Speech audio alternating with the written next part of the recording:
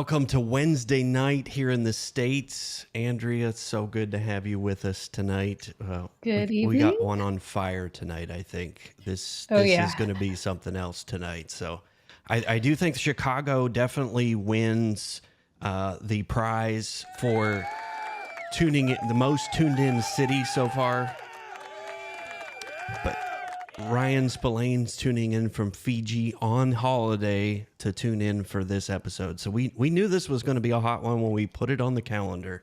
Two people from Hawaii tonight. So we got Lori Hartke Wow. and Jimmy tuning in from Hawaii, Gray, Maine. So a fellow Mainer there. I lived in Maine for 8 years. So awesome. Hopefully it's a little warm now. You probably still have snow on the ground. So let me say hi to the rest of the folks in here. Man, I knew this was going to be a good crowd tonight. So we got Coronado Island in California tonight, Emerald, Australia. We got a couple Australian folks tonight. So our guest is from Australia. And again, it's a holiday there. So he's tuning in. He's going to be dropping some bombs on his day off here Yep. on the Tribal Fireside Chat. If you notice, we changed the name. So these are now the Tribal Fireside Chats. So we're just going to sit by the fire and relax and chill. And yeah, we got some good stuff tonight. So let me just say hi to the rest of the Yep. folks. Alliance Solution from Idaho. Michael Kahn tuning in. David Donald Olart. Thank you. Thank you very much. Upstate New York, Christian from South Florida, Lincoln, Nebraska from Sarah, and Houston, Texas from Jeremy Traxler. So I think I got everybody to say hello. Thank you so much for tuning in. This is going to be a hot episode. So, I Andrea, think how you are you guys are this in evening? for a treat. Oh, I'm so good. I cannot wait for this one. I think this is going to be a really good one. I'm excited. Awesome. So we got to tune in to have some marshmallows. So Michael asked for That's the right. marshmallows. So yeah, we'll have to get some marshmallows. Anyway, without further ado, we're gonna welcome our guest on tonight. He's gonna be we got him primed. He's gonna be on fire tonight. So I hope you brought some notes. I hope you brought an open Mhm. mind because I think that's needed tonight. Because we're gonna, like I said, we're gonna be dropping some new concepts on folks. Not necessarily new because yeah, Jamie's dropped a lot of great stuff in the tribe over the last few years. But please help me welcome to the show Mr. Jamie Warner from Down Under. Hello, hello. Welcome. Hey, The royal salute for you, my friend. You and I have bounced around, Queen, interacted in the Queen's got like tribe. well, she That's was. what you need. The royal salute. But yes, I've never shared the stage with you. I've never been on a session with you. I am super jazzed. I was so happy when Andrea booked this session because you are an absolute legend. I followed your course. I've followed your growth. I've followed how much you share inside the tribe very unselfishly. And I wanted to thank you for that personally.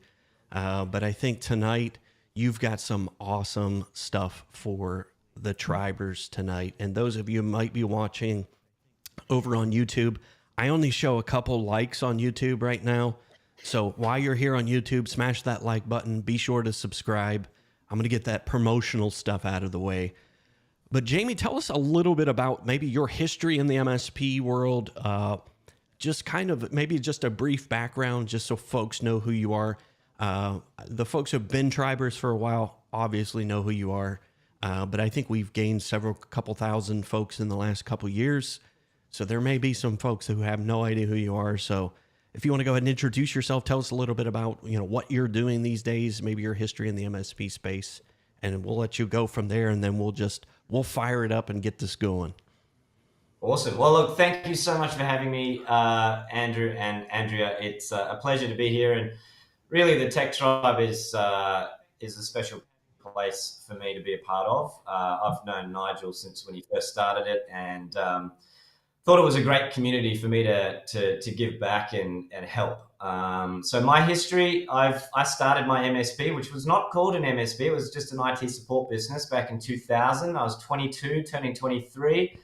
I'm not technical. I actually, my brother went on the journey with us. We've just sort of finished uni, got back from overseas, and I saw that my parents' recruitment business, IT support services, didn't seem overly amazing. So I thought maybe we could do it better. So that's kind of where it started, and I just wanted to do my own thing. So we've evolved that business over for so long, and I've learned so much doing it the hard way. And so we've scaled. I think for the first 5 years we're only 5 staff, just to put it in perspective, and then from there started to work things out on actually how to sell and what you do and all that sort of jazz. And we're now about 55 staff, getting close to 60 these days, and 11 million, 5,000 plus devices under management. And so it's been a long grind, but I learned a lot along the way. And a lot of the reason I give back as part of the eNerds journey is because it's bloody hard.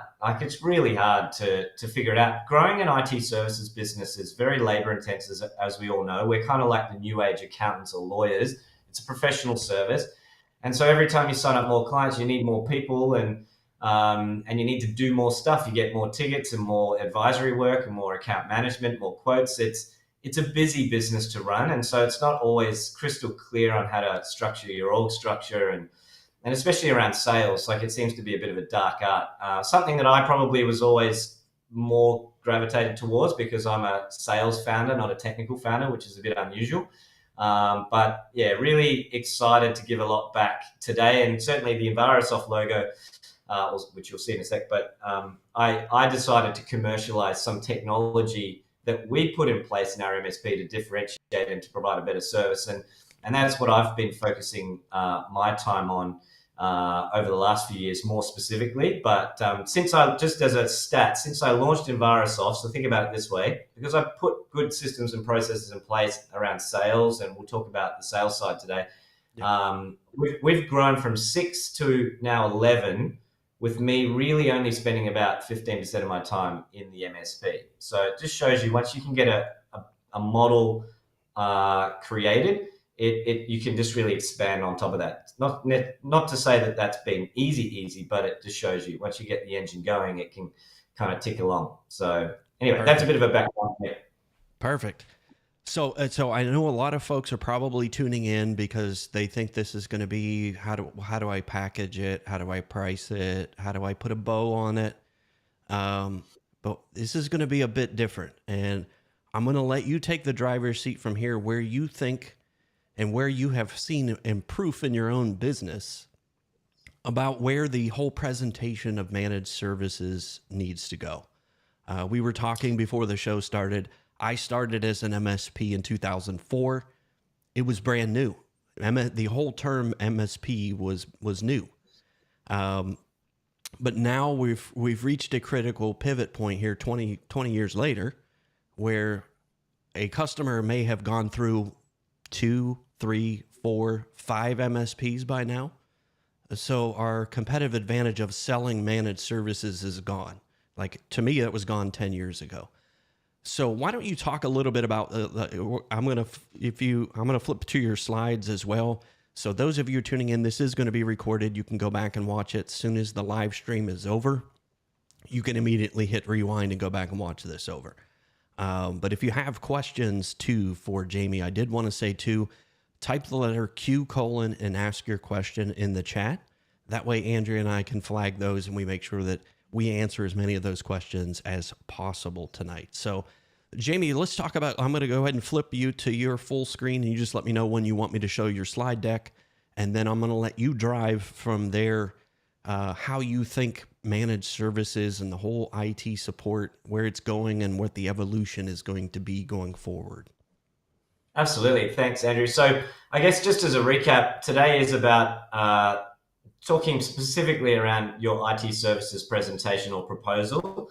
And I'm going to give you essentially a run through of how we do that. But of course, I think what I wanted to do for today, and when I spoke with Andrew about it, it was more about, like, hang on, why are we doing all of this, and why do we do what we do, and where does it sit in the equation of a sales process, the IT support proposal, and what do we need to understand around that?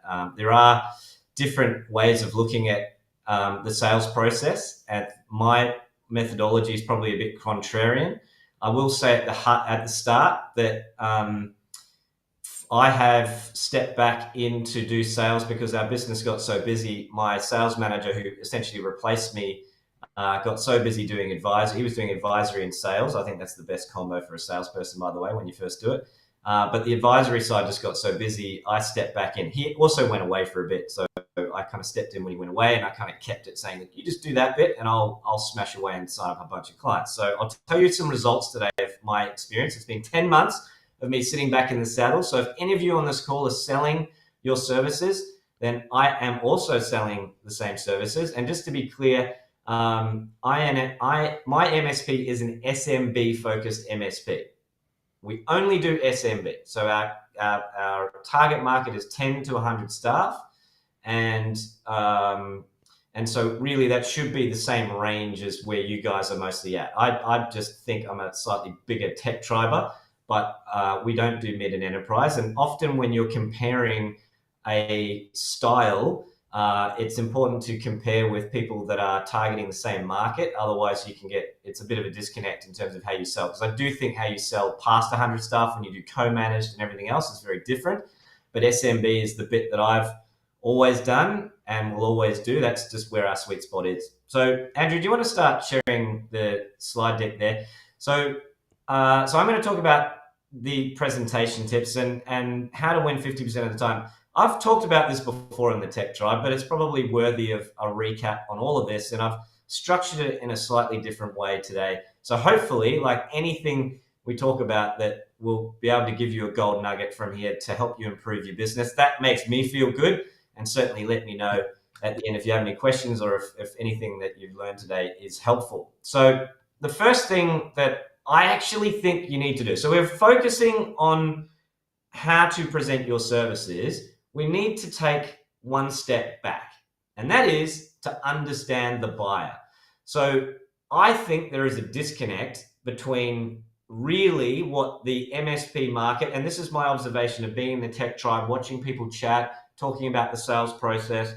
And whilst I can't comment on everything, I don't have the time to do that, I do shake my head sometimes and go, oh my God, it's just out of whack with what I think reality is in terms of the buyer in the equation. You don't really hear a lot of discussion around, let's understand the buyer. So for example, I think I saw someone on Reddit the other day going, oh, I'm trying to improve the process and this is what I'm thinking. And then someone's like, you just need to understand their need and dig into their need. And I'm like, well, in 24 years of selling IT services, there really is only one need. And it has never, ever changed. I've been doing this before you're called MSPs, before the market was mature in 2000. And as a salesperson, I can hand on heart tell you, nothing has changed in terms of what a buyer wants. So what do they want? The buyer wants a step up in their IT service experience. They want to step up in their IT service experience. Like what Andrew said, now it's even more so. Most clients that you really want to get have gone through a couple of MSPs. They've got experience. They know what the service is. That selling the service is not the point. Now it's about, well, I've been let down. It's the same reasons from 2000 that it is in 2024. My IT provider is too slow. They're not proactive enough around the advisory. I feel I've outgrown them. You know, those are probably the top three. It's very rarely that the buyer is wanting, is being affected by widespread downtime, and that's the reason why they're leaving. It's like 90+% of the time it's relationship, and they want to step up in that relationship. Okay, but what do most MSPs do when they're doing when they get a new lead? They rush out the door and go, oh yeah, I'm going to do an audit and I'm going to check everything and I'm going to come back to them with my recommendations. And I'm like, why? Why would you do that if you really understand that the buyer just wants to step up in their service experience? They want a new and better relationship. Okay, so it is a mindset thing. I do think that most MSPs think that a client comes to you for your technical acumen. It's a fair enough thing to think. And it is true. Of course, they're coming to you because you're an IT services business. They're looking for the technical acumen. But really, if you understand what an MSP is, we are a customer service business that just happens to be in technology, just like an accountant is essentially a customer service business with accounting, and a lawyer is the same. We are professional services. We are not a technology business. Okay? So if you understand that the buyer wants what they want, you can then be a little clearer on how you talk to that buyer when you get a lead and when you get an opportunity. And this is really the start of, I think, a massive problem in our industry, is because most founders are technical, which is fair enough, and will have a technical mindset on it. Also, the industry is dominated by very large vendors selling their products. So they push you and tell you, for example, I was just talking to Andrew before we started around cybersecurity. Oh, you got to push cybersecurity, cybersecurity, cybersecurity. Honestly, I've been in the role of salesperson for 10 months, and it comes up. They want you to deal with that, but it's not the reason they're looking to change providers. It is not the reason they're looking to change. So you're saying that the days of dropping a rapid fire report that's 200 pages long to solve a problem for them is over? It's over when you first meet them. There is a place for that. But Yep. I just am not convinced you need to do that at the start. So in part of this presentation, I'll go through our 3-step sales process. So you'll learn how we do it. And doing the audit is not one of those steps. So you can still smash out the rapid fire tools part, but I don't believe that has any major benefit in getting a new customer. I'm not picking on rapid fire tools, folks. I love. Yeah. I don't want to. Well, just doing the audit in general. Like that's in what that I sense. use to. Yeah, and you drop that 200-page report, and you say, "This is wrong. This is wrong. This is wrong. This is wrong. We can fix this. We can fix that. We can fix that. This tool's going to fix that." So you're saying the days of that kind of a proposal presentation are done, from what you've seen in your experience. In my experience, as I say, I don't think the days are done. I think there's a place for it. It's just in the wrong order. So when I go through my 3-step process, you'll see that perhaps the order that I do things is different from the order that you do things. And often in sales processes, it's just like, which bit do you do first? Now, the incumbent methodology for handling a lead by a country mile, I see it in the tech tribe all the time, is get lead, do audit, and come back to them and present everything. Yep. That is the incumbent methodology. And what I believe is that if you took a step back and went, hang on, the customer actually just wants to step up in their service experience. They want a new and better relationship. Do I need to do that audit? Like, if that's what they want, why would you do an audit? That's not what they're asking for. They didn't call you up and go, I need you to do an audit. Some do, don't get me wrong, some will, but I've been doing it for 10 months. I'm SMB. Yes, it's Australia. We're upside down in this way, but it's still the same lawyers. It's still the same nonprofits, manufacturing business. They're all the same. Like, there's no difference. And so, and nothing has changed for 24 years. So, you know, if you're listening to this and you haven't been growing consistently over the last 5 years, it's understanding this that will be the reason. It is the reason why, even though I didn't know anything about IT, like, I would turn up, just to be clear, in these first meetings, and they'd talk about firewalls and routers and everything. And I was like, I don't even know what they're talking about, when I was 22. And I'd go back and Google wasn't even there. It was like Alta Vista. I'm like, right, what the hell's a router? And then, and figure it out. Now, obviously I got better at sales once I understood all of that sort of stuff, but it wasn't really the point. They just wanted a better relationship. They've always just wanted a better relationship. Yeah. And yeah, so there you go. So why don't you dig into that? Tell us a little bit about, I'm going to flip back to your screen too, about what you think that better relationship looks like. And again, folks, he's going to share his sales process with you tonight. So I hope you're taking notes. I would be taking copious notes if I were you, in a different way of doing things, and test to see if it works. But I looked through your sales process you sent us ahead of time. That it makes perfect sense. If I were an MSP today, that it makes perfect sense that this would be the route that I would go. So I'm going to let you have the floor and share that with us. So to recap, if they want to step up in their service experience and they want a new and better relationship, what is the point of your IT services presentation then? As we've just said, is it to do an audit and demonstrate your technical acumen? Sort of. And I'll explain what I mean by the answer of sort of. But I don't think you need to do an audit to demonstrate that, right, at the start. Sometimes you may need to, but most times you don't. So what is the point? In my personal view, it has been the same since 2000. Your goal is to convince them that your MSP is the best choice to deliver this step up in service. So to deliver a step up in their service experience. So let's just let that settle for a second. I know you know your job is to convince them that you're the best choice, but it's the second part of that statement that I don't think you've been thinking about, which is the best choice to deliver a step up in service experience, right?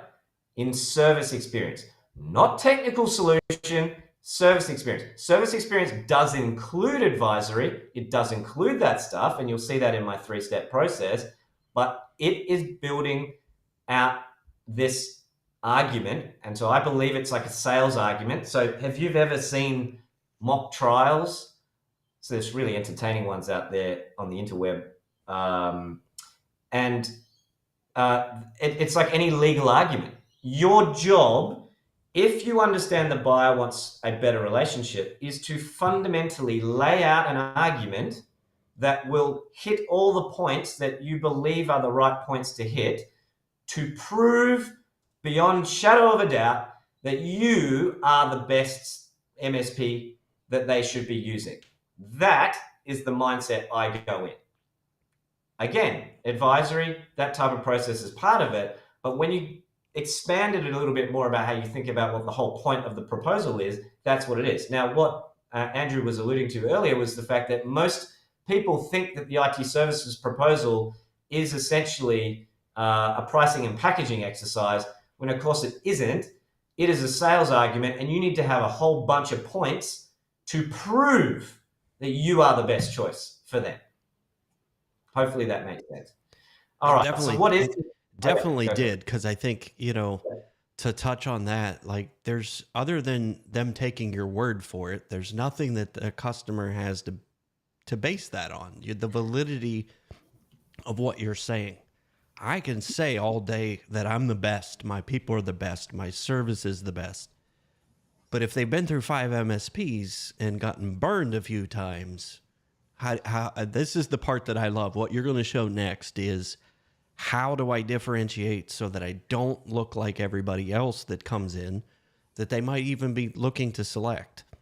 Right. Because And everybody's, go ahead, Andrea, sorry. well, I was going to say, and I think that's why a lot of times MSPs use the audit, because they're trying to dip their toe in to show their service in a way on a small scale, right? By doing the audit, right? Yep. Yeah, So yeah, if they're not doing that, what other Correct. ways are they going to be able to show that? Yeah, and to that point, as I say, it's not wrong. It's just not the main focus point, right? And it is only, if you think of that concept of a sales argument, you're going to see when I go through this that I've probably got 11 chapters, so therefore 11 arguments for why I think I'm the best, right? And that is only one, but one. There you go, you can see it. But the fact is, it's the main one that everyone seems to focus on, which is a shame, because you're shooting yourself in the foot in terms of a sales argument. It's not enough of an argument. And I think that's why we convert it 50%, because the buyer is thinking, I want to step up. They don't specifically, well, they do tell you that, like, they're obviously disappointed. So it's inferred that they want to step up. So as a buyer is listening to you, if they hear all the things they want to hear, and you can manipulate this, which I'll teach you how to do, then you essentially, then they're just like, yes, this is exactly what I'm looking for. I'm like, no shit, because I knew what you were looking for, and I'm just telling you exactly what you want to hear, right? And the audit part is just unnecessary effort in that sense. I'll give you my results in a second, but of all the deals I've done in this last 10 months, which is a lot, in SMB, same as you guys. It's I don't think we did any audits. There was zero audits, and I met one in person. Now All right, that blows my mind. By the way, I just say think that it's the again. world.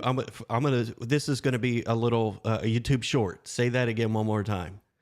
You've I've increased signed up with a lot of new business in the last 10 months, and of all the deals I've done, I've met one in person and done zero audits. boom. So we'll There you clip go. that There's a out, little- Andrea. You could drop that in the tribe. But that is the reality. Now, the in-person one is interesting. I think the advent of COVID, and then everyone working from home, like they're Yep. not even in the office themselves. So going into the office, people are just not even there anyway. But I do think I like behavioral science around sales and things like that, and I just think you definitely can convey, which I'm hoping you can see now, enthusiasm and passion over video. Absolutely. You know, throw a person's face. Like if I was trying to do the same thing over the phone with the same enthusiasm, like it's good, Right. but it's way better if you can see the person, see how they look and feel, and all that sort of stuff. So video, because remember, I hadn't done sales for 13 years. I've been shocked by how effective that is, and how great is that? Because you can sit on your bum anywhere and flog your service. It's brilliant. I don't have to get off my chair. Anyway. Absolutely. I'm going to cut back to the screen. I'm going to let you take it from here and show us the good stuff.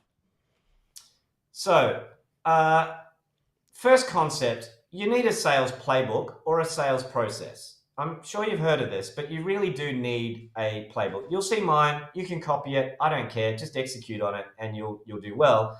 But you just need something. Now, the worst thing you can do is just not have a process. And I'm talking about from the moment you get a lead. So this is not a marketing discussion. This is a sales discussion.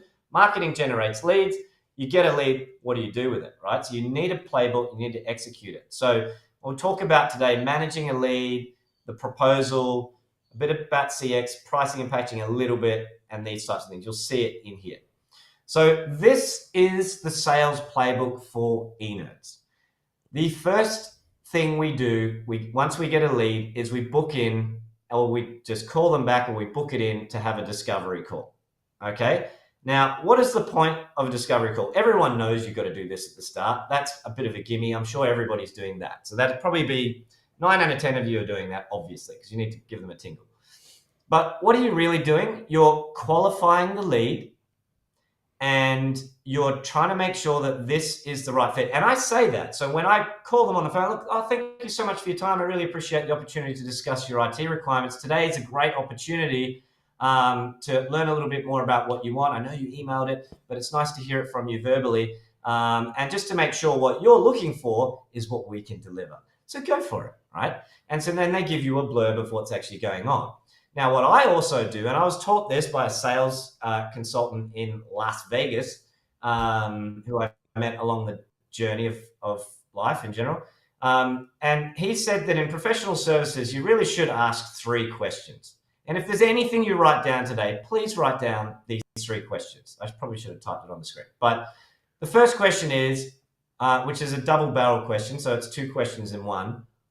Tell me what you like and what you don't like about your current IT partner. Okay? What you like and what you don't like. Why are you asking that question? Well, if you know the answer to that, then you can start weaving in your sales arguments to demonstrate how you'll provide a step up. And by knowing what they like, you can also give them comfort that they're not going to lose the things they like in an engagement with you in that sense. Now, you're not going to talk about too much of that in this discovery call, but it's a great way of just getting some information out of them in preparation for the IT services presentation. And you'll see in a second that you will repeat one of these questions, which is the next one I'm about to say. I used to say this one in discovery call, but I've now moved it to only asking it in the IT services presentation. And the third question is, what does a 10 out of 10 experience look like for you? So when you've picked your new IT provider and you're feeling pretty pumped about it, what does your utopia look like? What is a 10 out of 10 experience? And ask them. And if there are 2 people on the call, you ask both of them. If there are 3, you ask all 3 of them. Get what they think a 10 out of 10 experience is. Why? again, if you know what they're looking for, you can then deal with that and talk about it in your IT services presentation to make sure you're ticking the things that they want. They've literally told you what they want. That's the hack that I was talking about, Andrew. Like, Yep. you can manipulate into telling them the things they want to hear by asking them what they want to hear. Right? Absolutely. And you're getting it in their own words. And I think that's key. Correct. You're getting it in their own words. And I think you touched on too, the other thing is what it actually means to the different players that are on that call. Because I think hearing that, vocalizing that, it really allows you to get to that issue.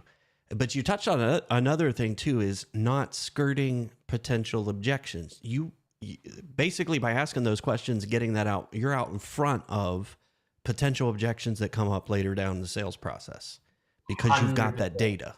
I've already got the data. Most people just go, like, tell me what you need, and that's about it, and I'll present the services the way I present. So by getting data, and remember, if you now have the mindset that this is a sales argument and I need to build arguments for why I'm the best step up, it all starts to make sense, doesn't it?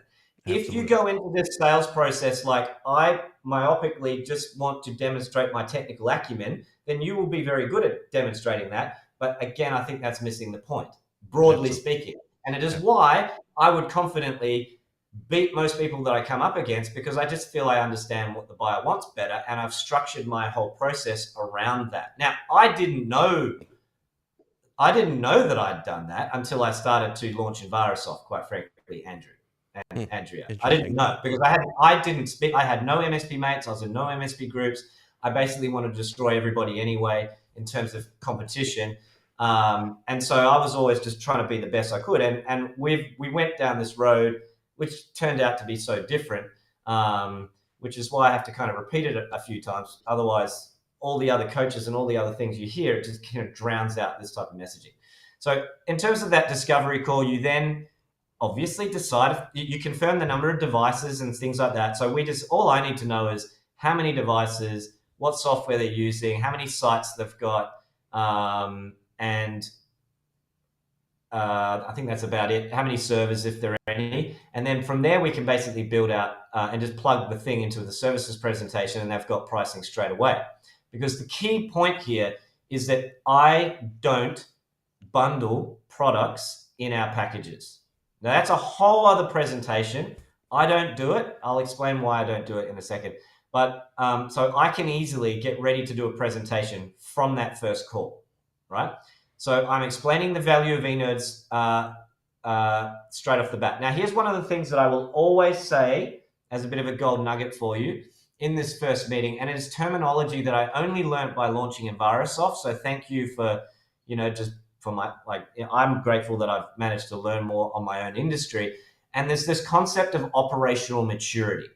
So if the argument is about how you're going to be a step up, I'm using operational maturity as one of my leading points to demonstrate why I'm going to be a step up.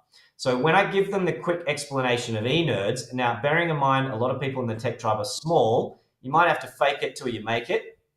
You might have to do that. I did it when I was smaller. I don't want to swear too much, but you have to kind of tell a few furfies to get a result. So I will give them stats. You watch when you give people stats, how quickly they write down notes. It's hilarious. So I'll say to them, okay, so just a bit about eNerds. We've been around 24 years, stat number 1. We're 50 staff, stat number 2. We only support businesses from, depending on who I'm talking to, most are over 10 staff, but if they were 5, I'd say 5 to 100, or if it's 10 and above, I'd say 10 to 100. So we only focus on SMB. And in terms of differentiating where eNerd sits in the market, at reaching the size we've reached a level of operational maturity that most MSPs don't.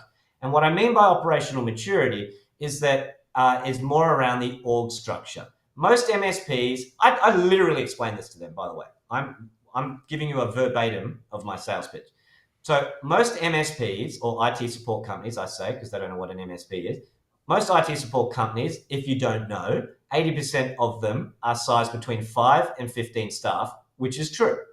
80% of MSPs are 3 million revenue and below, and 60% are a million revenue and below. So as a staff range, that's about right. So I say 80% are 5 to 15 staff. What that means is that they're heavy technically focused. So they'll have a technical founder, they'll have a bunch of senior technical people, and most of it is technical with a little bit of admin. But operational maturity, in my view, is demonstrated by having more maturity around four key areas. One is account management and managing and making sure you're getting a great service experience. One is advisory and actually having a dedicated team to help you with your roadmaps and planning and future and cybersecurity and all this sort of stuff. One is the project side. So actually having a projects team to do that. This is what eNerds can provide. Most MSPs, for example, will have a couple of senior engineers and they'll go, John, do you want to do that project? Sure, I'll go and do the project.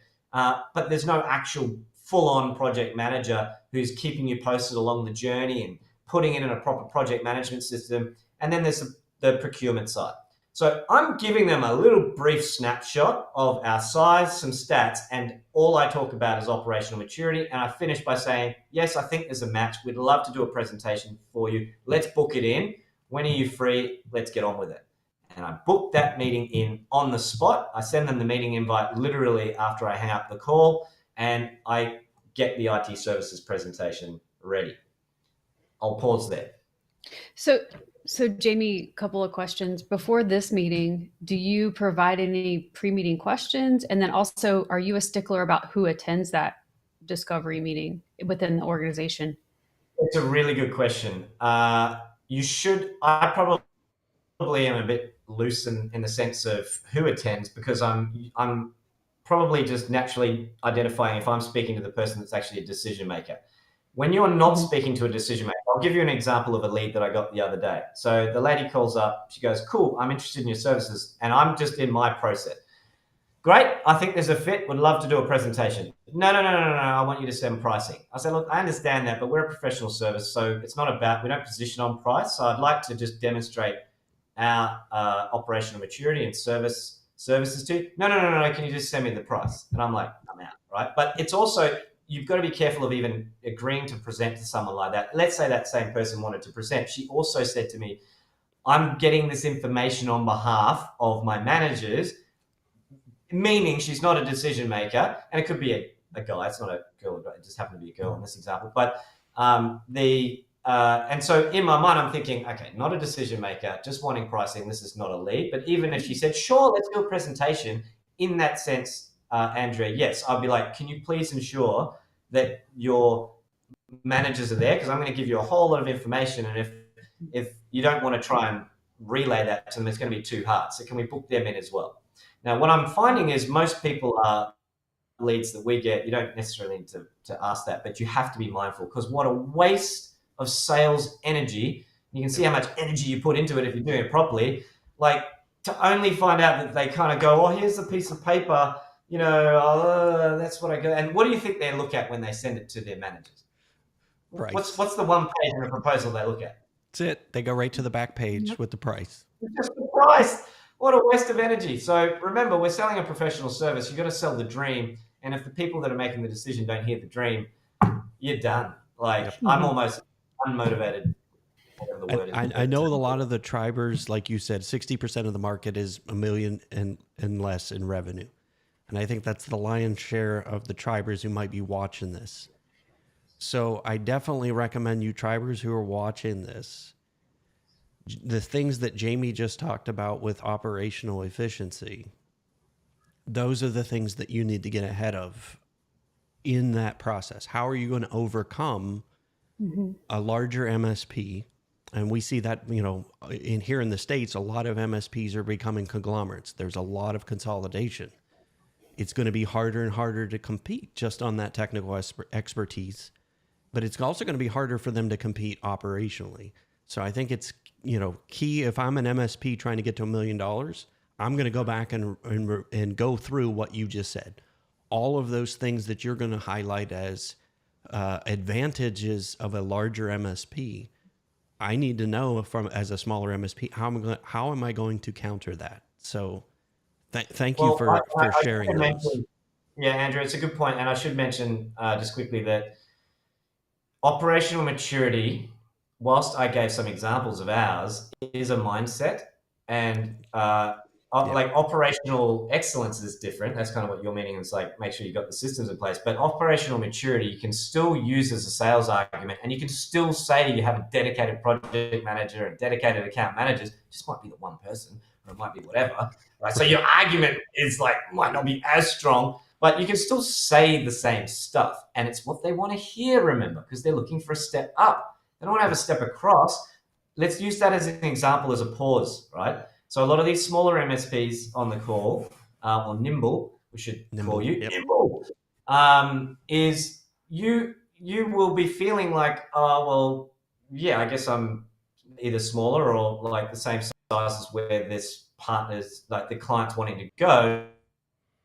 You can still say all that stuff to demonstrate you're a step up. Like, you shouldn't worry about your size. You just need to build that sales argument of why you're a step up. And even just merely mentioning account management, advisory, and projects, and these other softer side of our service delivery, which you are all doing. It's just like one person's doing it, which we used to be like that, because I've been there.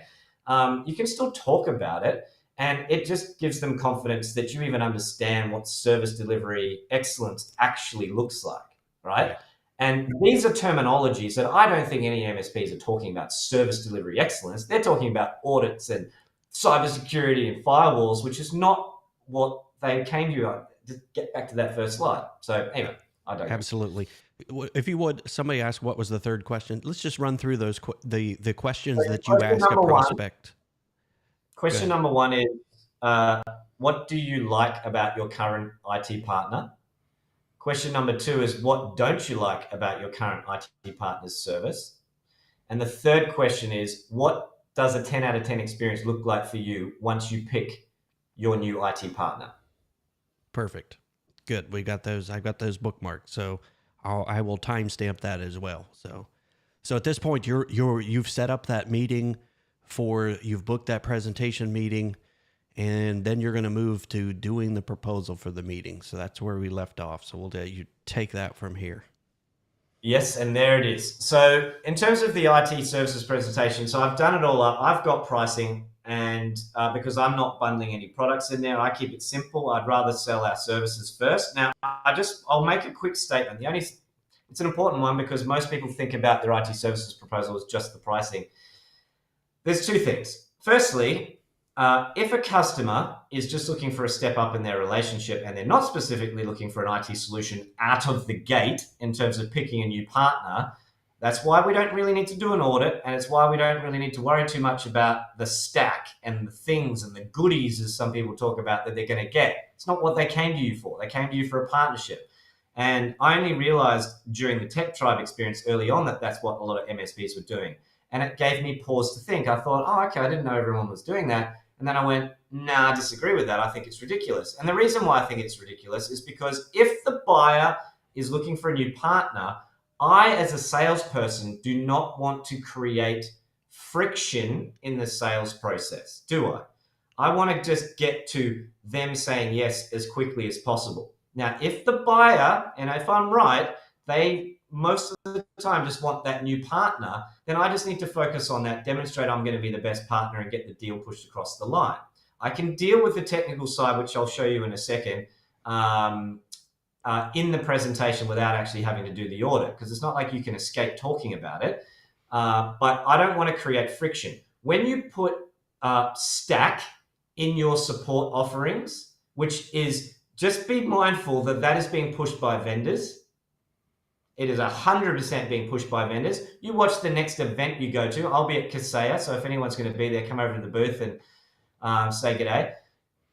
Watch how much they say the word cybersecurity. It'll be ad nauseum. Drives you mental, right? And I was talking to Andrew and the guys before that, yes, all that's important, but so is their video conferencing solution, and so is files and folders, and so is email, and their firewall, and their router, and their patch panel, and their cabling. Like, it's all part of it. It's not just cybersecurity. So putting all these stacks in there, what it actually does in the sales process, and I've mentioned this in the Tech Tribe, so I'm saying it to you now verbally, is it creates friction in the sales process, because now that poor buyer that came along wanting an Apple, right? Apple being just a new partner, now you've given them an apple and an orange to now make a buying decision around. They didn't want an orange. Now they're having to make a decision. Do I want an orange? Now I've got two things to think about, meaning your support services and the stack, like the technical things that you've got. Just remember, most, as Andrew said before, most of these clients that are, the size you want have had an MSP before. This is not going from break fix to MSP. This is going from MSP to MSP. If they're going from MSP to MSP, what do you think the other MSP's done? They've already put a bunch of stack in there. So you're complicating a discussion when they already have a firewall. It might just not be the one you like. They've already got Office 365 licensing. They've already got all this stuff. Why on earth would you complicate it in your support pricing? Because now you're having to talk about two things where I'm only talking about one and I'm uncomplicating. I have less friction to get them across the line. Now, I will say that it does create some difficulties for me sometimes because the majority of the market is doing it that way. Sometimes when they want to get on the nitty gritty on that, I have to then start giving them some indication of what that price will be because the other MSPs that have quoted have gone down this road of quoting all this stuff. But I'm talking to them like a coach because I'm saying to them, yes, a lot of MSPs in our market have been pushed to do that by the vendors. Happy to do that. We would prefer to work with what you've got. I'm turning it around as a sales point of why still our approach is better and why we are more operationally mature and we understand our market and our market is kind of away with the fairies and what they're doing. I'm positioning you all as if you don't really have a strong understanding of what the client really wants. Absolutely. Right?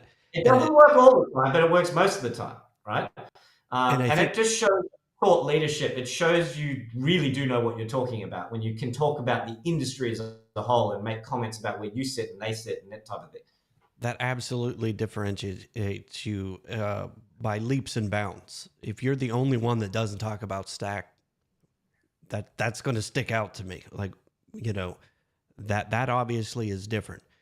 And the fact that when you complicate that sales process and you've got multiple points of reference and they only have one point of reference and it always goes back to price, they're going to default to that. Yeah, and interestingly, on that point, we always obviously at first glance come across more affordably because we haven't put all our stack in there, and I'm 55 staff or whatever we are, and we come across more affordable than the 3-person one down the street. Like, go figure. Right? Well, we're not. We just have laid it out differently in that sense. Absolutely. So let's hoon through, just bearing in mind time, I'll hoon through the steps there. So I recap on the question. So when I start, I want to get them. So now let's get back into sales tactics and sales methodology. Obviously you have an icebreaker, talk about the weather, talk about sport, whatever you want to talk about. Then you get stuck into it and you go, okay, before we get started, because there might be new people on the call that they've invited. So it might have been one person that did the discovery. That happened to be yesterday. So I had another person join the call for this second step yesterday. So I had to G them up and get them excited and build sort of personal relationship. But I asked them both, because I didn't ask them in the first one. I sort of changed my tactic from what we did 13 years ago. I said to them, guys, look, before we get started, I really just want to understand and I asked the 10 out of 10 experience question. And I got them both to do it. And again, I'm now, not only am I getting my sales arguments up front to just remind myself as well as I go from lead to lead and deal to deal, because I can sometimes forget what the hell's going on with each lead. I don't want them to know that. But so they're telling me what's going on, but I'm also getting this buyer in the mindset to some degree of aggravation. Remember, they're bouncing as well from meeting to meeting to meeting. The best thing you can do is get them really focused and in on this topic of IT support. The best way to do that is shut up, ask them some good questions and get them waffling on about it so they're getting invested emotionally into why their current situation is not what they want and what a good situation looks like. It's a wonderful way of just starting off that meeting. So then I get stuck into it. Now, these little boxes here, you can some of them aren't specifically. This one is just more of a comment, but a lot of this is the chapters in my proposal. Okay, so the first 3 chapters, aside from an overview page, is the why, then the how, then the what. Now, this is what I took from Simon Sinek. If you've ever seen his TED talk about selling the why, please watch it again as reference. Remember, buyers buy why you do it, not what you do. Yep. Right? So when I have my why page, I have 4 values that I talk about. And this is, you talk about standing out in the crowd. No one talks to clients like this. They don't. I've told them to. Most don't listen to me. But I start from the why. So I go, okay, so let's get started. This is the page we typically talk about. We start off first, I should say. When you're outsourcing, it really comes down to 4 values. You're not actually buying IT support. You're buying these 4 ROIs. The first one being peace of mind. You want to be able to focus on what you do best. And through our operational maturity, our experience, we have a cohort of staff that have been in the business from 10 to 20 years. We can ensure that you can focus on what you do best. The next one says peace of mind. The second value is business continuity. We're all selling the same thing. Business continuity. That's where it comes down to your roadmaps and planning. This is where cybersecurity is important. This is where your backup and DR is important. We focus on the essential aid framework to ensure that you're ticking all the boxes in this area. And we deliver our IT advisory process in a very different way, which I'll show you in a second, right? Why number 2. Why number 3 is systems visibility. We want to take the darkness away from the IT support experience. We want to give you better visibility of what's going on. And we've invested in our customer experience technology to ensure that you can see all of this, of which I'll show you in a second, is what I say to them. And then the third one is cost containment. We prefer a fixed cost methodology. You won't get any surprises from e-nerds. You will be surprised. There's a lot of MSPs that still do a hybrid between managed and break fix, or like they're sending random invoices to customers that just drives them mental. We don't do that. So I use that as a sales argument to demonstrate that you're not going to get any surprises. Tick number 1 of like 50 ticks the buyer wants to get in their head, right? But then I turn around, and this is the thing I haven't written in here, but you should write this down, that I then go, well, that's all well and true. They're the 4 values we'll give you, but there are 3 values you must give us in return. After 24 years of doing this, we've identified that if these 3 values aren't ticked by our clients, then the relationship doesn't work. Value number 1 is that you must understand our value to your organization, so you're not begrudgingly outsourcing. And I say to them, sometimes we get clients that it's almost like they hate IT, they outsource, but the whole relationship is not very joyful. Obviously, and then I'll say, look, in this situation, I can see that you do see the value in it.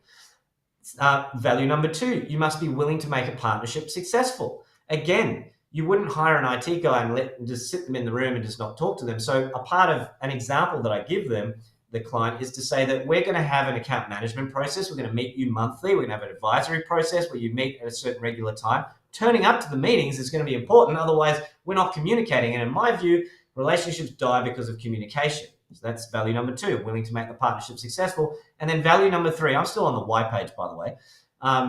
Value number 3 is you must be willing to invest in your IT. Now, I don't mean overinvest. I just mean that we're going to do our audit. We're going to come back with a traffic light system. See how I'm talking now about advisory? I'm painting the picture that I'm going to do an audit. I don't have to do the audit, but I can tell them that I'm going to do this thorough audit. I'm going to come back to them with this process. So I'm talking about it, just don't have to do it. And that is enough to demonstrate your awesomeness. So I'm going to come back to you with this traffic light report. There are going to be some things that are bleeding that need to be resolved. That's what I talk about, willing to invest in your IT. So, Mr. or Mrs. Customer, do you think those 3 values is a match to what you're looking for? I've just flipped it around. Now, when I first did this, I was actually just trying to weed out clients that would be horrible. But in actual fact, it's essentially a challenger selling technique to ensure that you can flip it around a bit and get them justifying why they should work for you. Now, they don't always give you a long answer, but the ones that give you a thorough answer are the hottest leads. I can tell you that right now. Oh, yes. That's exactly what we're looking for. Yes. No, I totally agree. That's what a partnership is. When they kind of go, yeah, sure, I kind of go, oh, it's not a strong answer from them, right? So then I get into the how, and I talk about how our service works. I show them our customer experience technology. I don't care which customer experience technology. I'm talking about the client portal. So an Envirosoft, a Cloud Radial, a Desk Director, a Help Desk buttons. I don't care what it is. You've got to show it to them in the meeting, because there's not much stuff that the client's going to get in regards to this visible step up in service experience. Remember my first couple of slides. They want to see how it's going to be a step up. You need to show them what they're going to get that's going to be a step up. It is not good enough to say to someone, don't worry, I'll replace all the mouse pads and stickers you've got with my new mouse pads and stickers. 95% of MSPs, because I know how many customers all of the vendors have approximately in my category, 95, 96% of MSPs are still doing mouse pads and stickers and phone and think that's awesome. I'm killing you in sales because I'm demonstrating a step up around that customer experience. That's fire right there, man. Yeah. That is unbelievable. And then wrap it up. When you show them the portal and their Office 365 licenses and ticketing and all that sort of stuff, mate, they lap it up. Now, there's a lot of people in the tech tribe that are doing that. Are they doing it, though, in the sales process? I'm the one selling the stuff to people, and I'm observing even in my own partners that they put it in, but they don't put it in the sales process and talk about their awesomeness. So they may have actually invested in CX. They're doing all the right things, but they never tell their prospective customer about it, never show them it. Like I end up doing like a mini demo to clients that I would normally do to an MSP to a client. If that makes any sense. It does. So, and I think it was the customer experience, what you're talking about, client portal, all of that. When I sold my MSP in 2014, like there was nothing out there. Like I was trying to do that with the Continuum agent, putting my logo down there in the task tray and trying to do customize FAQ in the pop-up menu.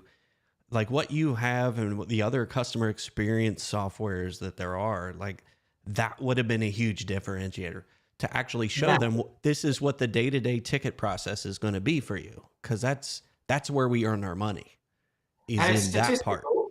Correct. And it's just statistical. So if I'm right at 95, and I think I'm right, 95% don't do it, then 9 out of 10 times, it's going to be a massive differentiator in a sales presentation, isn't it? So it's one more thing. I actually think talking about the why is a gold nugget. Like that's a purple cow, the why. Showing your customer experience technology is a why. Showing how you do your advisory process is another like purple cow and how you stand out. So it's not just, CX is one thing, but remember, if you don't do something like that, the customer, you're just a phone call and an email and the odd visit with someone in a polo or someone in a shirt to do advisory. Like it's not a lot of interaction because you're outsourced, you're not in their office. So I'll hone through this just bearing in mind time. Perfect. So you get stuck in all that. The other stuff of the how is, it's not just CX. I don't talk about Kaseya, even though Kaseya just bought a stadium and wants everyone to talk about how they're a Kaseya partner. That's ridiculous. I talk about, because it's eNerds, Nerd Desk and Nerdmon and Nerd this and Nerd that. These are our systems. Obviously, some of them we've built and some of them are just Kaseya or whatever. Not to call out Kaseya, but that's the point, right? Brand them yourself. The customer doesn't care like what the name of it is. But these are all things to demonstrate how you're going to deliver on those promises. Your monthly reports, your advisory process, your ticketing system is a one pane of glass. When you call us, there's no excuses. We don't know what what your environment looks like because we've documented it when we did the audit. These are things that I say. So that's the how. And then the what is, honestly, I talk about this for like a minute, like 30 seconds. Oh, the next page is one-stop shop, which is the what. We can do whatever you need. We're a one-stop shop. Phones, IT support, whatever, right? That's it. Now, let's pause on that for a second because some of this other stuff I can whip through. This is important. What most MSPs, from my observation, do, well, what you're doing is you're selling the what, and that's about it, right? Because think about it. If your presentation is very much centered around the technical stuff, backup, DR, like the stuff you would do in an advisory process, that's what you do. It's interesting, but it's not what the buyer really wanted to hear about. And you can fill up a whole proposal talking about all the different tools you sell and all the different expertise you have, but that's essentially what you do, right? So if you just sell the what, and so this is what my observation is, most MSPs, if you just think about your current presentation at a high level, about the themes of your presentation, if you're not doing the why and the how like I've just explained, then you're essentially really just doing what with a price. Buy my services because I think I'm awesome and here's the price. That's essentially your sales argument. Think about that, right? As opposed to, all these other things that you need to demonstrate. So as I go through it, and this is where I can kind of skip through it a bit quickly, client references, have them in there so they can see them, show how, Give them logos, give them people they can call in the presentation. Your team, yes, if you're smaller, you might have to fluff around a bit, but talk about how amazing the team is. When you do your pricing, it's good, better, best. I've talked about that. After that, I then show them the advisory process. I flip back to the VCO tool in Envirosoft and I show them the traffic light system. I show them the Office 365 reports again. I show them how we do our solution builder. We don't just quote, we help build our solution for them. We have a roadmap in there. I'm showing them this stuff. What I'm trying to get a buyer in the mindset of is, okay, I've bought from eNerds. What does it look like after I've bought? Right? How is that process going to look? The advisory process is a big part of it, and that's how I don't have to do the audit, because I go into quite a lot of detail into how that process is going to look. We do the audit and asset registry. We do this, we do that. We're going to present it this way, and then we're going to come back, and then we're going to have a roadmap, and they're like, oh, it sounds amazing. I explain the engagement process. This is a gold page to have in your presentation. I have a table. On one side of the table, it is what you need to do. Well, they just have to, we figure out the support plan, they sign it, they sit back and relax. And then what we do on the other side is like, we do this, we talk to your existing provider, we do the audit, we update with our systems, we book in the client engagement meeting, we work out your SOE, you put all the different things you're going to do. They're like, oh, it's exhausting. Yeah, because we know what we're doing, we're going to nail it, right?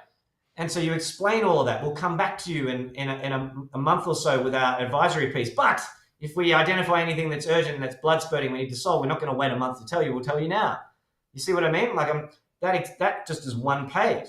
I have a call to action page. Oh, well, if you go gold, so it's silver, gold, platinum. If you go sometimes it's just silver, and you go, well, I've got a deal for gold and platinum. You can try and move them up, or you just say, look, don't worry, you're saving a bunch going on silver. Do all your pricing on your first plan, and then anything above that is a cherry on the top, like in terms of your business modeling. So really, you only care if they go on the first one. It doesn't matter. And then you close, right? But all of these points, like the why, the how, the what, the client references, the team, the good, better, best, the VCO process, these are all sales arguments of why I think I'm the best choice for you. Tick, tick, tick, tick, tick. And on all of these little tabs you see here, which are the pages of the proposal, I'm also, if they've said anything in those, that 10 out of 10 experience, I'm making sure I remember and I weave that in wherever it's relevant in this proposal. So it's another tick, right? So then you close. Here's what you need to write down about closing. Firstly, you say, okay, Mr. and Mrs. Customer, we just talked about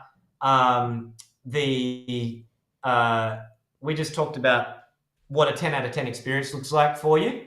Does what I've presented today look like the 10 out of 10 experience you're looking for? Now, 50% of the time they'll go, yes, it does. 50% of the time you don't know. Why do 50% of the time they'll literally tell you? I think it's just a relief. It's like going to a shop and buying some shoes that you've been looking for, a particular set of jeans or I don't know, whatever, and you finally find the one you were looking for. You're like, ooh, yes, I found it. Relief. And they kind of just let you, they just tell you. So often you'll know if you're in. Like I did one yesterday, mate, I know I'm going to get that. Like they're in. Yep. It is what it is. And you should know. And if any salesperson came back to me after an IT services presentation, the only thing I give really 2 cents about is like, what's standing in the way of going ahead? So you basically do the what's 10 out of 10 look like? You then confirm, you should have confirmed already which plan they're on. And you say to them, I'm going to send you this proposal. I'm going to send you a contract so you can have a look at it. Let's book in a meeting, a little huddle, just to have a chat and answer any questions about it. And you've got to get this meeting. If you don't get this meeting, you're done. Then the buyer is in control of the sales process, right? If you don't go to step 3. And so super important to ask that. Now, I used to, when I was arguably 13 years ago, we didn't have 3 steps. It was just the second step, which was a mistake. I would ask them the final sales question you should always ask, but I now save that to meeting number 3, which is, go back there. There you go. What is standing in the way of picking eNerds as your IT provider? Right? It's the ultimate sales question. You should always ask it because it's one more time to get out what the issues they might have with your services out of them. And if they give you some cagey answer, ask again. Use humor. Oh, I kind of get the feeling there is something like, wait, there's got to be something. Is there anything in our service provision? Like when you get a sense that they're not telling you the truth, you've got to find out. Why? Because then this is the time while you've got them on the call to deal with it. Yep. Right? If you don't deal with it, you're done, because they'll walk away going, yeah, they didn't do that. And you never exposed what that thing was. And you'll always have a misinterpretation of where you're at in terms of the deal. Right? So you ask that in step number 3 and you try and push it over the line. So to conclude, let me just hoon through this, bearing in mind some time. Are you a purple cow? Read the book again, or read the crib notes of the book about what being remarkable looks like. Understand your buyer and all that sort of stuff, but be a purple cow. And I think in all these different aspects, it's very purple cowish because it's different. I don't sell the same way as most do. And there's only like 64 people on this thing. There's a bunch that'll watch it online. There's 100,000 MSPs. Even if all of you executed this, you're still going to differentiate because most of the market is still not doing it. All right. This is what I'm showing them in terms of a client portal and going into detail about all that sort of stuff. It's visual. They love it. It's my brand. I'm telling them that it's a visual step up in their service experience when you roll out our app. So now going from the provider they were on to us, all your staff that are distributed these days will get this thing. They're like, oh, it's amazing. Whatever. Doesn't matter which tool you use. You just got to talk about it. Another thing that you guys should be doing is measuring how you're going with your sales. Now, I'm going to build this into some new stuff we're going to be does it. So I'll just have to build it. It's just a bloody Excel spreadsheet. But you've got to be monitoring how many deals you're signing up month by month, client by client, and calculate that in relation to churn as well. Because you could be sitting there going, oh yeah, just sign up $5,000 a month, but then lost $2,500.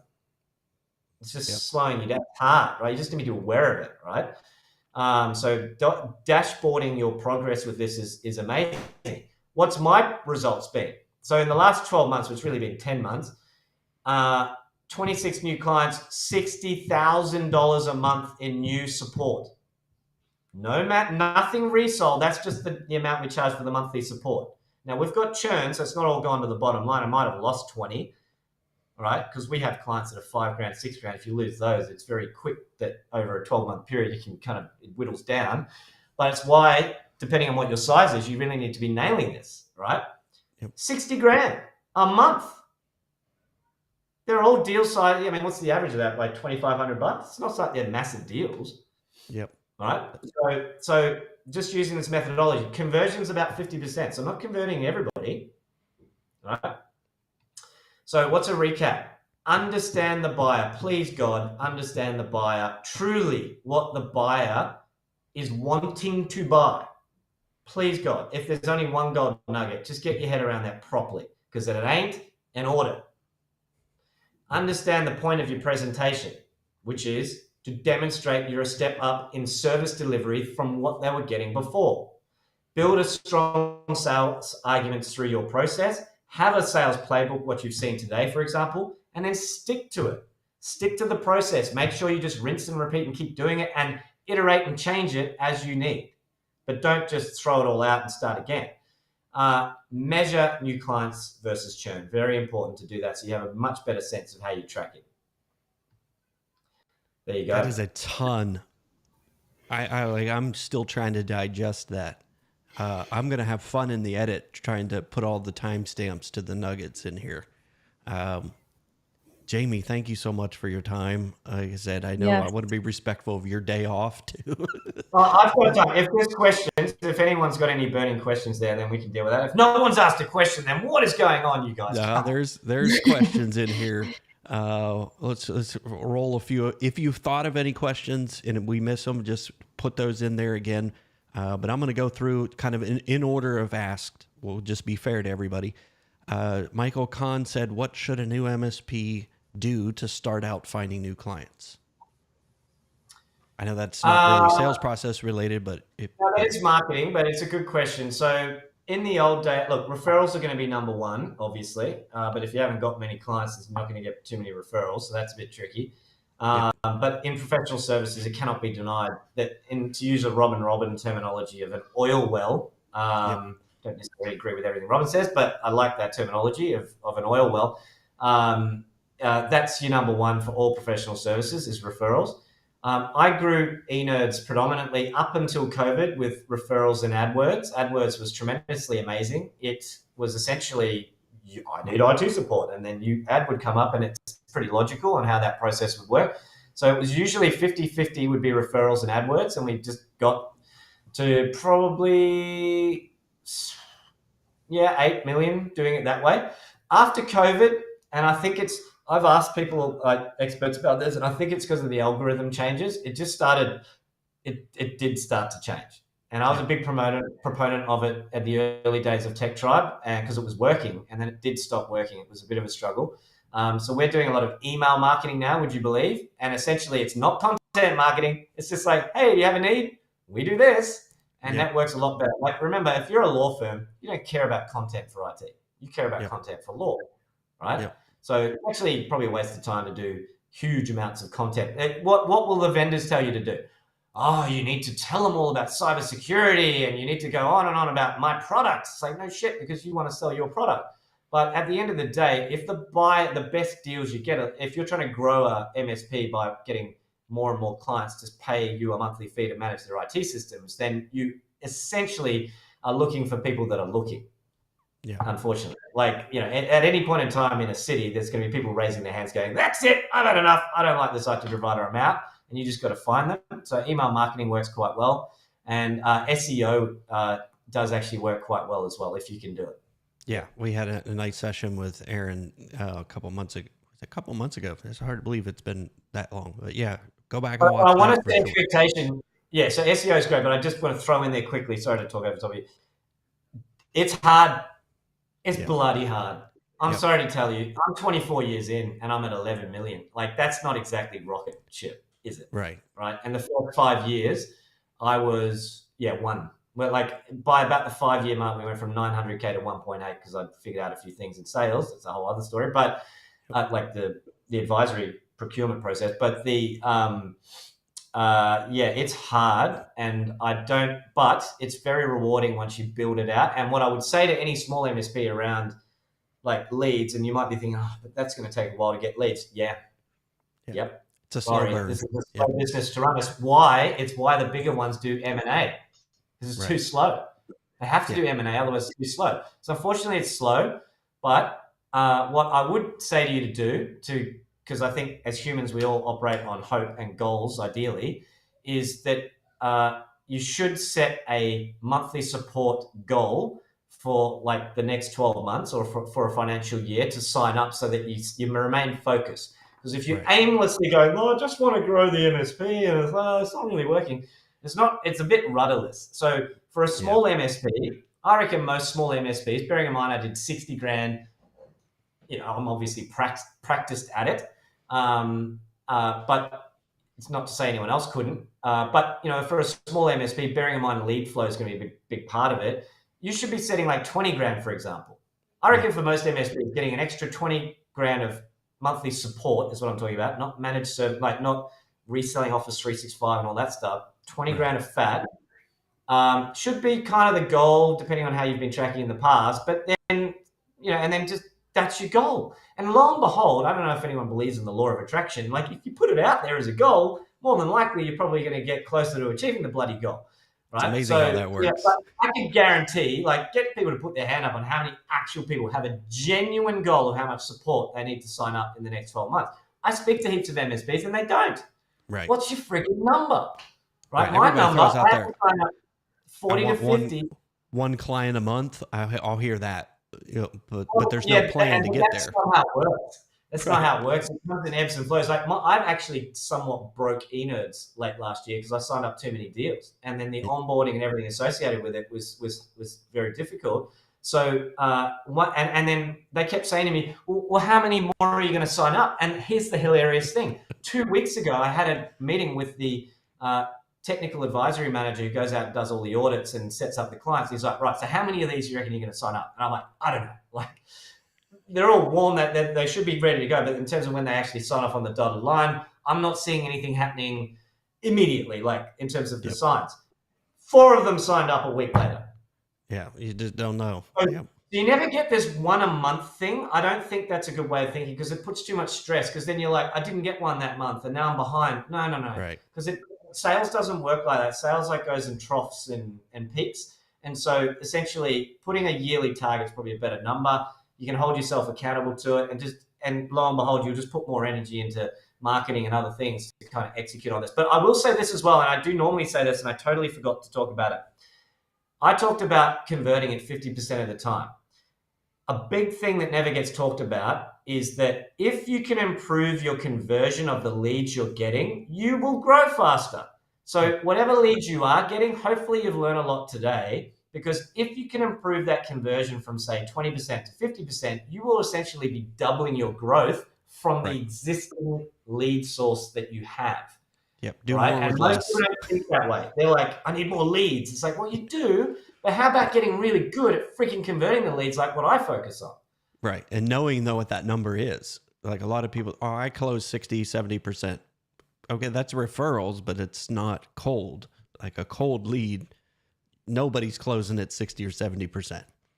Yeah, I'm pretty stoked with 50. I don't think I can get much further than 50 because there's always reasons. They're not like they're half-hearted, like they want to leave. And a lot of the time, the competitor in the situation is the incumbent. Anyone that ever comes to you going, oh, there's no real, like when you say to them, what do you like and what you don't like? If they say, no, everything's great, right. Where's your in? If they, I actually say to them these days, you know what? If you love them, stay with them. And then you know what? They then go, oh, well, I don't know if I really love them. I'm like, well, it sounds like you love them. Like, why you want, like, you challenge to sell them. Like, don't come to me. Like, you don't need me. Yep. Oh, well, I think I do need you. Oh, you do? Okay, well, cool. But why? Like, it sounds like everything's good. It's weird. Absolutely. Anyway. It's another one from G-Man. He said, how to get clients to agree to quarterly reviews when they feel too secure that we have it all handled so they don't feel a need. I don't think everybody needs a quarterly review. I think that it should be we don't call them that. We call them like roadmap meetings and that sort of thing. So if you break up your clients, here's the answer. If you break up your clients A's, B's, and C's, A's being, let's say, $4,000 a month or more or something like that, like your bigger ones, the cadence of when you do your advisory meetings should be in relation to the requirement of that business size. It stands to reason a larger business was going to need more advisory and touch points. So anyone in that 50 plus staff range, you probably should be checking in quarterly on the advisory. If you are a 10-seat accounting firm in Office 365 using, I don't know what the one in the US is, like what's the cloud accounting package like in Australia? QuickBooks. QuickBooks. So they're using like Office 365 for files and folders and email, and then they've got QuickBooks, and then they've got their legal CRM, which in Australia, Leap is one of the bigger ones. Like, what is there to do? And they don't hire people that much. Like, why on earth would you want to meet with them quarterly? They're like, yep, it's the same. Yep. So you're probably just trying to do the same cookie cutter thing for every client when really it doesn't need to be that way for every client. They can easily be once a year. And as you get bigger, I would say to you that if you can get out and see every one of your clients once a year, you're doing a pretty good job. Now, if you only have 20 clients, then I guess it's a bit easier. Yeah. 150 clients, it becomes, you won't have many. Yeah, anyway, keep going.